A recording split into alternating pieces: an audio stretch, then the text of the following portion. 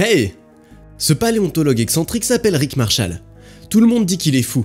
Tout ça parce qu'il affirme sérieusement que les vortex temporels existent. Mais un seul fidèle disciple lui suffit pour faire croire au monde entier qu'il a raison. Une émission de télé.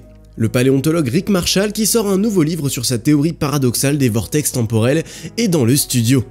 Le scientifique est convaincu qu'ils sauveront l'humanité de la crise des combustibles fossiles. Selon lui, ces vortex sont une source d'énergie incroyable. Matt Lauer, l'animateur, l'écoute, mais il est sceptique. Il fait des remarques sarcastiques et est carrément grossier avec le scientifique, et il lui reproche de gaspiller l'argent des contribuables. Mais personne ne peut même imaginer que leur conversation se terminera ainsi. Marshall travaille dans une école. Il dit aux enfants que leur avenir dépend des particules subatomiques de tachyon. Selon le scientifique, si tu crées un dispositif spécial pour contrôler ces particules, tu peux voyager à travers des tunnels spatio-temporels. D'ailleurs, Marshall a déjà construit le dispositif et il l'a baptisé « amplificateur tachyon ». Mais les élèves s'en fichent de ces histoires inspirantes, sauf une fille, qui les trouve même très intéressantes. Après un des cours, cette fille s'approche de Marshall, se présente comme Holly, et lui avoue qu'elle admire son travail. Elle se demande pourquoi il n'a jamais terminé l'amplificateur tachyon, mais le scientifique n'aime clairement pas toutes ces questions.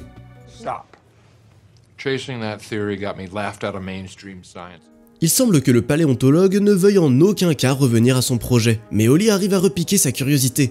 Elle lui laisse un morceau de roche ancienne vieux de 265 millions d'années, qu'elle a trouvé dans le désert.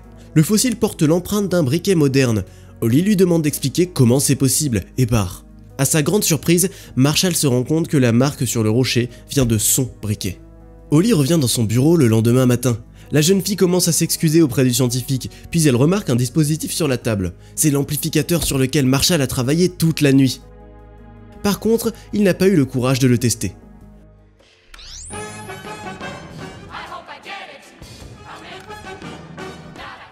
Ne comprenant pas complètement comment l'étrange appareil fonctionne, Holly insiste quand même pour le tester. Elle emmène Marshall dans le désert même où elle a trouvé le mystérieux fossile. Là, il rencontre Will, le propriétaire du parc d'attractions abandonné, et lui demande de les emmener faire une visite de la grotte. Il pénètre dans les profondeurs de la grotte sur un petit bateau. Will essaye de divertir les invités avec des histoires reptiliennes loufoques, mais il ne s'intéresse qu'à une seule chose, le vortex temporel. Puis d'un coup, ils enregistrent une forte activité de tachyon sous l'eau. Marshall allume son appareil pour amplifier le signal avec une onde de résonance et...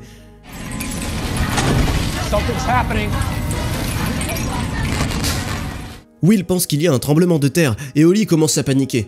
Elle demande à Marshall d'éteindre l'appareil, mais le processus ne peut pas être arrêté. Le bateau flotte tout seul et transporte les trois vers la falaise d'une cascade géante, puis les aspire dans un énorme entonnoir. Ils se retrouvent à la surface d'un immense désert.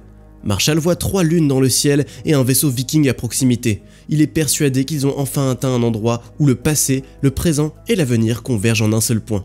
Mais il y a un problème.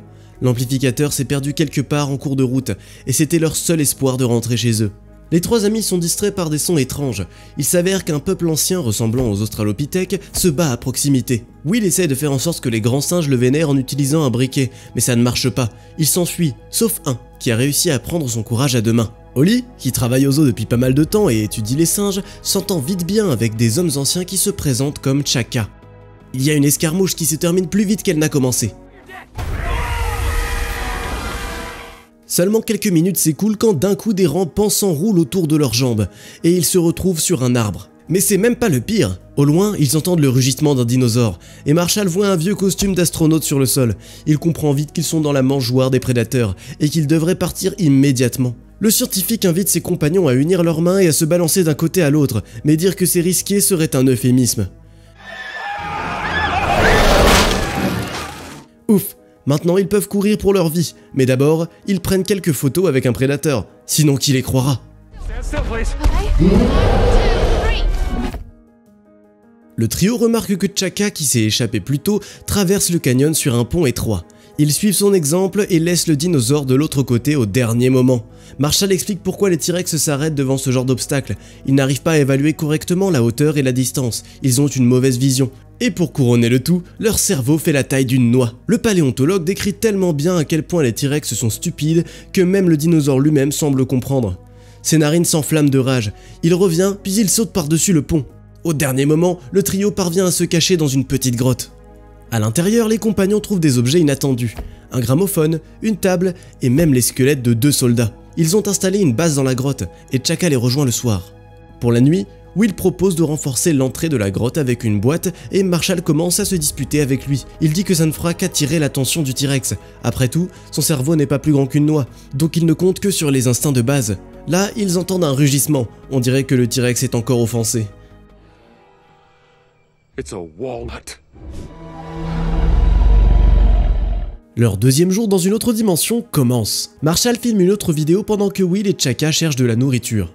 Mais c'est là que leur routine matinale est interrompue par un flash. Holly se dit qu'il s'agit d'une décharge de plasma ou d'un rayonnement bêta, et Marshall a une vision étrange. Il voit un étranger demander de l'aide et il décide fermement de répondre à cette demande. Malgré les protestations de Will, les 4 se mettent à la recherche de la source de la lumière. Apparemment, elle vient d'un étrange prisme transparent. Pendant qu'ils essayent de comprendre comment ça marche, Chaka devient nerveux.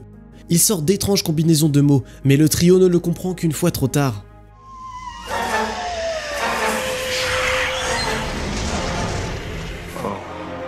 Ok. Ils n'ont aucune idée de comment se défendre contre ces étranges reptiliens, les Slistax. Holly essaie de le combattre avec une ceinture, mais ça ne marche pas très bien. Marshall remarque que la plaque de la ceinture reflète les rayons du soleil. Il l'utilise pour construire une étrange pyramide de lumière et s'y cacher. Et la chose la plus étonnante, c'est que les Slistax ne les voient pas là-dedans.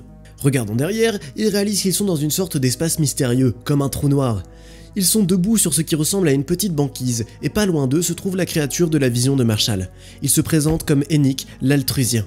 Enick dit qu'il est familier avec les œuvres de Marshall, il est même au courant de son débat avec l'animateur de la télé. Il se dit prisonnier, et il demande aux scientifiques de l'aider à le libérer. En fait, le méchant insidieux Zarn a desservi sa planète, et il veut aussi asservir la Terre avec l'aide d'une énorme armée de Slistax. Tout ce qu'il lui reste à faire, c'est de trouver un amplificateur qui donnera de la force aux cristaux. Selon Enick, c'est grâce à ça que l'on peut se déplacer dans l'espace et le temps. If you wish to return home, these crystals are the doorway. Your device is the key. Marshall est inspiré comme il ne l'a jamais été. Plein d'enthousiasme, il crée une mini-carte de la région et il partage une stratégie pour trouver l'amplificateur avec ses associés. Mais leurs plans sont perturbés par Chaka. Il persiste à montrer quelque chose à ses nouveaux amis. Il les conduit à un endroit étrange où il y a un tas d'objets aléatoires, une grande roue, un navire, une statue de pharaon, une cabine téléphonique et un fragment de motel. Ils se disent que l'entrée principale de ce monde est peut-être ici. Leur théorie est vite confirmée. Ils voient le bateau sur lequel ils sont venus, mais dès qu'ils essayent de s'en approcher, un camion de crème glacée tombe du ciel et un troupeau de petits dinosaures affamés se jette dessus. Et même si ces créatures ne remarquent pas leur présence, ce n'est pas si facile de se cacher du T-Rex et de l'allosaure. La poursuite commence. Marshall dit à tout le monde de se préparer et zigzaguer pour confondre les dinosaures, mais ça n'aide pas beaucoup. D'ailleurs, on dirait bien que le T-Rex a une dent contre Marshall. Il ne le lâche pas une seconde. Ce n'est qu'après un cache-cache long et épuisant que le scientifique arrive à monter les dinosaures les uns contre les autres et à se cacher dans une petite décharge. Là, il voit une bouteille d'azote liquide et un plan commence à se former dans sa tête. Marshall court vers ses amis et leur dit de charger la catapulte qui se trouve à proximité. Au dernier moment, il charge la bouteille d'azote dans la catapulte et...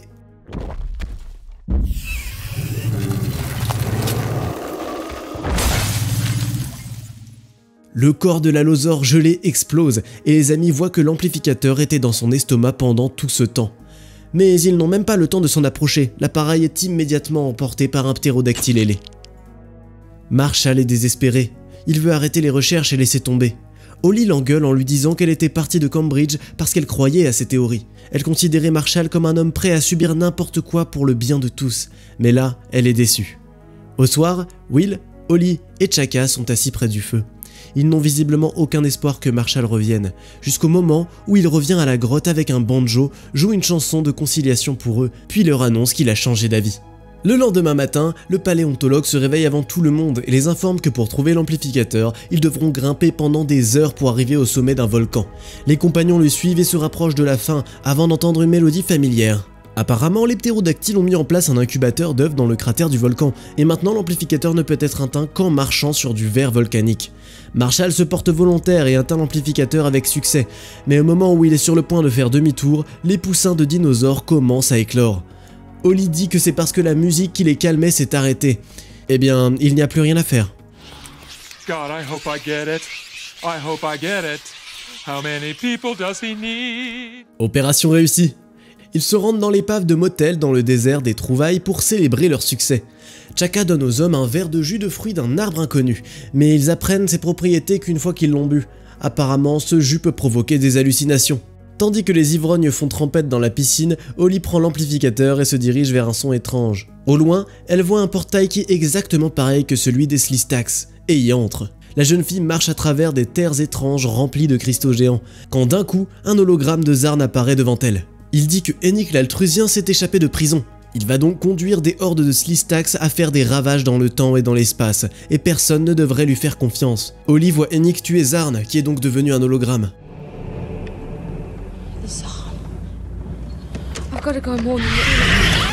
Les amis se réveillent avec une terrible gueule de bois, mais le fait qu'Holly ne soit plus là les fait décuver très rapidement. Et maintenant, ils errent à travers les grottes de cristaux et Chaka est envoyé pour accomplir une tâche importante. Dans la grotte, Will et Marshall deviennent des témoins involontaires de l'accouplement des Slistax. Ils laissent leur peau de la remise et les amis décident de l'utiliser comme costume de camouflage.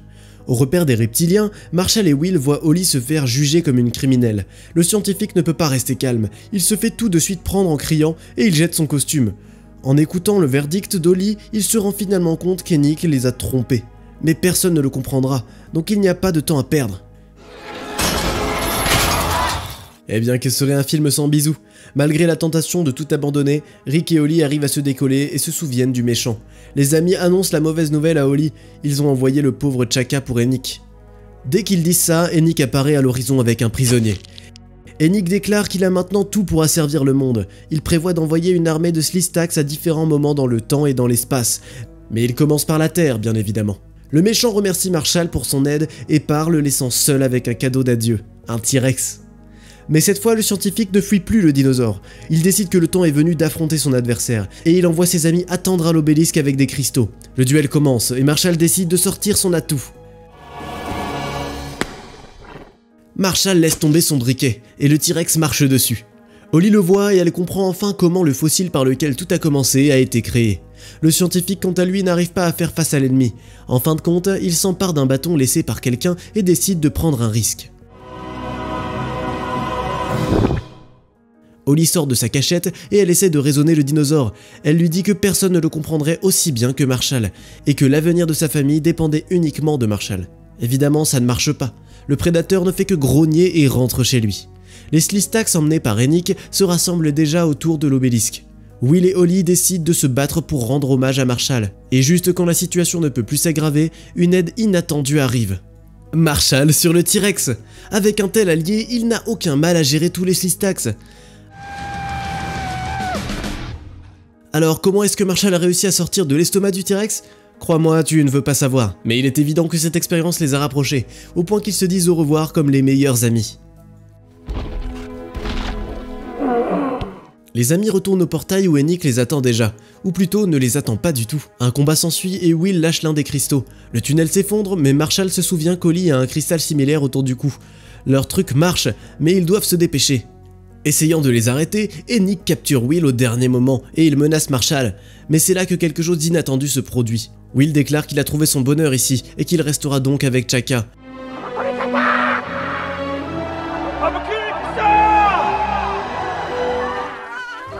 What your women look like?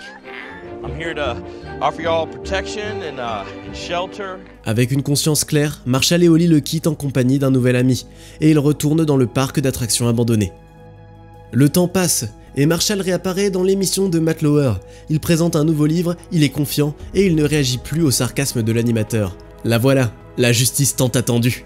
Tiens, si t'avais un amplificateur tachyon chez toi, t'irais dans quel univers? Dis-moi tout dans les commentaires et n'oublie pas de laisser un petit like et de cliquer sur la cloche. On te prépare déjà plein de nouvelles histoires stylées.